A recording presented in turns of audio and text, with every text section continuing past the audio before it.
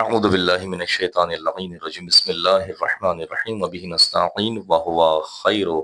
ناصرین ومعین لا حول ولا قوة الا باللہ العلی العظیم۔ عزیزان محترم سامعین اکرام، معزز طلاب و طالبات، توجہ کر رہے ہیں یہاں پر ہم احکام میں، فقہ میں توضیح المسائل آقا سستانی علیہ رحمہ کی ہم پڑھ رہے ہیں، جس میں آپ کو ہم نے تقلید کے حوالے سے ٹھیک ہے ایک عقلی دلیل دی تھی گزشتہ ریکارڈنگ میں، گزشتہ درس میں، اور اس کے بعد نقلی دلیل دی تھی جس میں معصومین کی روایات وغیرہ شامل تھی۔ ٹھیک ہے، عقلی یعنی عقلی دلیل، اور نقلی یعنی روایات سے جو دی جاتی ہے۔ آج ہم یہی آقا سستانی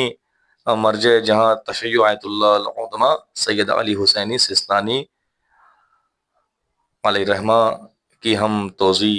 کا آغاز کر رہے ہیں، توضیح المسائل، جس میں آج ہم فہرست جلدی جلدی آپ کو سنائیں گے، اور انشاءاللہ اسی فہرست کے حساب سے کوشش کریں گے ایک ایک عنوان ٹھیک ہے ہم تفصیل سے پڑھیں، لیکن آج صرف فہرست بیان ہوگی۔ ٹھیک ہے، ایک مرتبہ مل کے صلوات پڑھ دیں محمد و آل محمد پر۔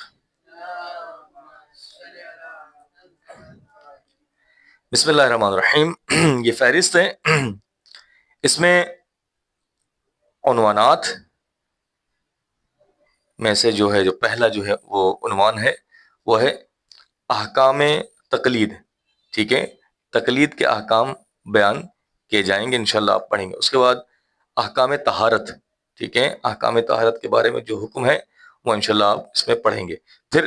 مطلق اور مضاف پانی کے حوالے سے بھی آپ پڑھیں گے کہ مطلق پانی کسے کہتے ہیں اور مضاف پانی کسے کہتے ہیں۔ پھر ہے قر، جتنا پانی، قر ایک مقدار ہے، ٹھیک ہے، قر کیا ہے؟ ایک مقدار کا نام ہے۔ قر جتنا پانی، قلیل پانی، قلیل پانی، جاری پانی، بارش کا پانی، کنویں کا پانی، ٹھیک ہے۔ الحمدللہ اس سے تو آپ واقف ہیں کہ کنویں کا پانی مطلب کنویں کا پانی، بارش کا پانی بارش کی وضاحت کی ضرورت نہیں، لیکن اس کی تفصیل جو ہے آپ بعد میں پڑھیں گے کہ ان پانی سے کس طرح آپ پاک کر سکتے ہیں، اور کیا چیزیں ان سے پاک ہوتی ہیں، کتنی مرتبہ یہ پانی ڈالا جائے، اس کی پوری تفصیل بعد میں آپ پڑھیں گے۔ پھر پانی کے احکام، پھر بیت الخلاء کے احکام، پھر استبرا، پھر رفع حاجت کے مستحبات و مکروہات، ٹھیک ہے۔ پھر نجاسات آپ پڑھیں گے، نجاسات میں کیا ہے؟ پیشاب، پخانہ، منی، مردار، خون، کتا، سور، کافر، شراب، نجاسات کھانے والے حیوانات کا پسینہ، نجاست ثابت ہونے کے طریقے، پاک چیز نجس کیسے ہوتی ہے، ٹھیک ہے۔ اس کے بعد احکام نجاسات پڑھیں گے آپ۔ احکام نجاسات کے بعد پھر آپ مطہرات پڑھیں گے۔ مطہرات کیا ہیں؟ پانی ہے، زمین ہے، سورج ہے، استحالہ ہے، انقلاب ہے، انتقال ہے، اسلام ہے، طبعیت ہے،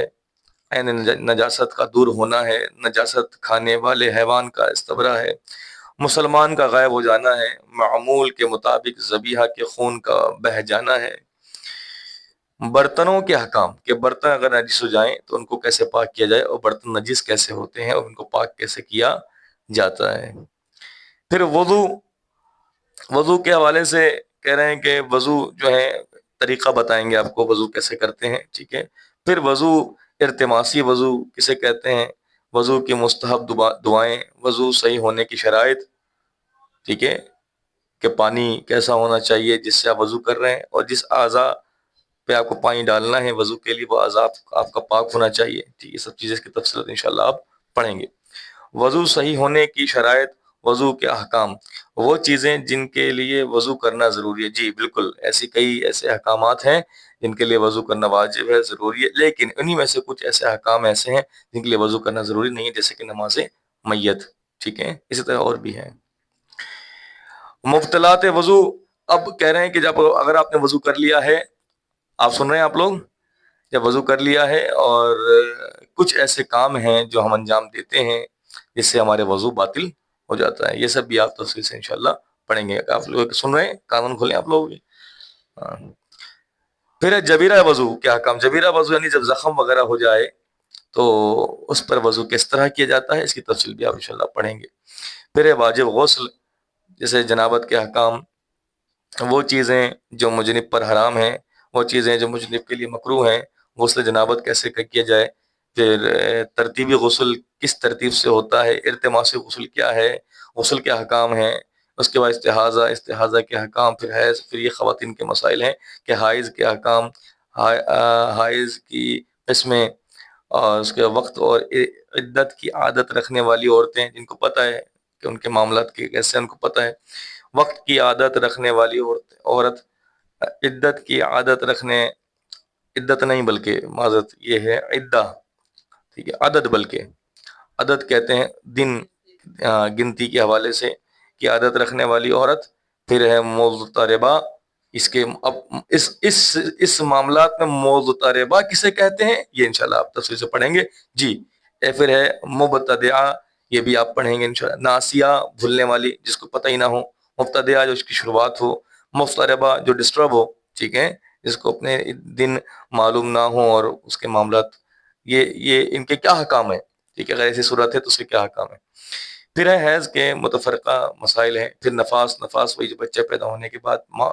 خاتون کو جو معاملات ہوتے ہیں۔ پھر ہے غسل مس میت، ٹھیک ہے، یعنی میت کو اگر کوئی چھو لے اس کو غسل سے پہلے، ٹھیک ہے، ٹھنڈے ہونے سے پہلے، ٹھیک ہے، تو کہہ رہے ہیں غسل مس میت یہ واجب ہو جاتا ہے۔ پھر ہے محتضر کے احکام، جب انسان کی روح نکل رہی ہو، محتضر کے احکام، پھر مرنے کے بعد کے احکام، غسل، کفن، نماز اور دفن کا وجوب، غسل میت کی کیفیت، کفن کے احکام، حنوط کیسے دیتے ہیں، حنوط کے احکام، نماز میت کے احکام،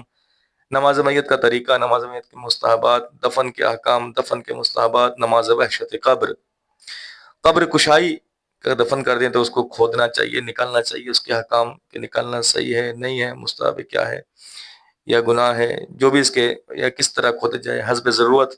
حسب حالت کیا احکام ہوں گے وہ انشاءاللہ بتائیں گے۔ پھر ہے مستحب غسل، ابھی آپ نے واجب غسل پڑھے، اب مستحب غسل ہے۔ مستحب غسل کون کون سے ہی بتائیں گے، اب پھر آئے گا، ابھی آپ نے وضو کے بارے میں فہرست سنی، اب تیمم کے بارے میں، تیمم کی پہلی صورت، تیمم کی دوسری صورت، کب تیمم ہوتا ہے، ٹھیک ہے، چوتھی، پانچویں، چھٹی، ساتویں تیمم کی صورت، پھر وہ چیزیں جن پر تیمم کرنا صحیح ہے، کن کن چیزوں پر ہم تیمم کر سکتے ہیں، پاک مٹی اور دیگر، یا کن کن چیزوں پر اور تیمم کیا جا سکتا ہے مٹی کے علاوہ۔ وضو یا غسل کے بدلے میں تیمم کا طریقہ، جی آپ کے وضو بھی واجب ہے، غسل بھی واجب ہے، تو آپ پھر اس کے بدلے میں تیمم کریں گے، اس کا طریقہ بتائیں گے، تیمم کے احکام۔ پھر آ جائے گا نماز کے احکام، نماز کے احکام میں کیا ہے، نماز کے احکام میں واجب نمازیں ہیں، روزانہ کی واجب نمازیں، ظہر، عصر کی نماز وقت، پھر نماز کا وقت بتا رہے ہیں، پھر نماز جمعہ کے احکام، نماز جمعہ کے چند احکام، مغرب اور عشاء کی نماز کا وقت، صبح کی نماز کا وقت، اوقات نماز کے احکام، وہ نمازیں جو ترتیب سے پڑھنی ضروری ہیں، ٹھیک ہے، مستحب نمازیں جیسے روزانہ کی نفلوں کا وقت، کہ ظہر کی نفل کا وقت کب ہے، عصر کی نفل کا وقت کب ہے، یا پھر فجر کی یا مغرب یا عشاء کی نفل کا وقت کب ہے، نماز غفیلہ، ٹھیک ہے، اس کے بعد ہے قبلے کے احکام، قبلہ کس طرف ہے، اور اگر نہ معلوم ہو تو کیسے معلوم کیا جائے، اس کے پورا ایک تفصیل ہے۔ نماز میں بدن کا ڈھانپنا، نمازی کے لباس کی شرط، کہ مباح ہے کہ غصبی ہے، کیا ہے، ٹھیک ہے،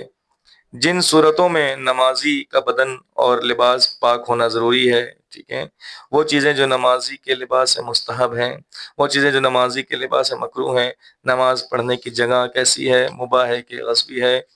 اجازت ہے جس کی ملکیت اس سے اجازت لیے نہیں لی ہے، ٹھیک ہے، جگہ اگر مسجد ہے، گھر ہے، یا اسی طرح اس کے اپنے ثواب کے معاملات بھی ہیں،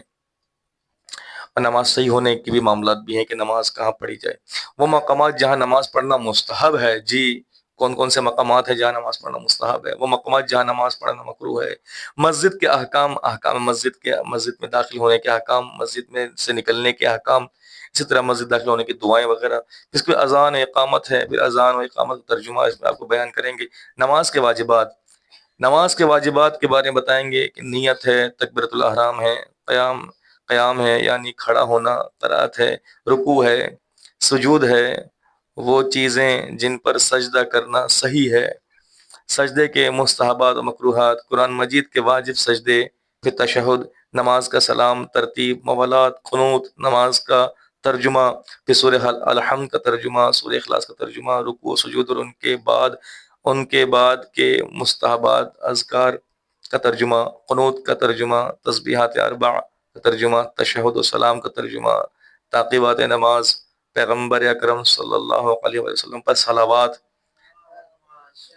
محمد و آل محمد۔ اور اس کے بعد جو ہے مبطلات نماز، یہ توجہ رکھیں، اس کے بعد مبطلات نماز، اس کے بعد جو ہے مبطلات نماز، وہ چیزیں کہ جو نماز، اس کے بعد مبطلات نماز کے بعد